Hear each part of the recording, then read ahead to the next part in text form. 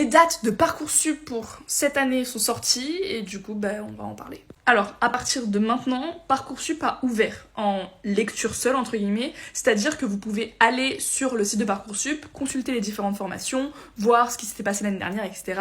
Bref, vous avez accès un petit peu à toutes les infos. Et voilà, ça c'est tranquille, c'est pendant 2 mois. Et ensuite, au 17 janvier, c'est l'ouverture des inscriptions. Donc là, vous allez pouvoir commencer à compléter votre profil, mettre toutes les informations, la lettre de motivation, commencer à sélectionner des vœux, etc.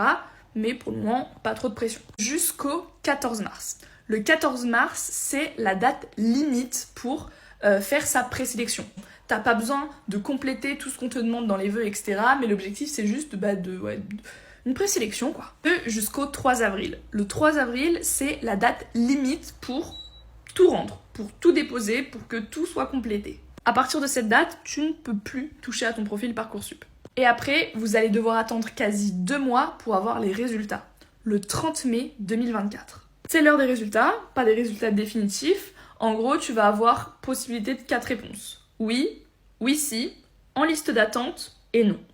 Et donc ça, c'est la fameuse phase où tout le monde est en liste d'attente et tout le monde panique. Mais pas de panique en fait, parce qu'il y a d'autres personnes qui vont refuser les vœux, etc. Et vous allez vite monter. Donc là, c'est toute une phase où ceux qui sont acceptés, ils doivent prendre une décision, rejeter le vœu ou le garder, etc. Enfin bref, c'est un peu compliqué, je vous en reparlerai à ce moment-là.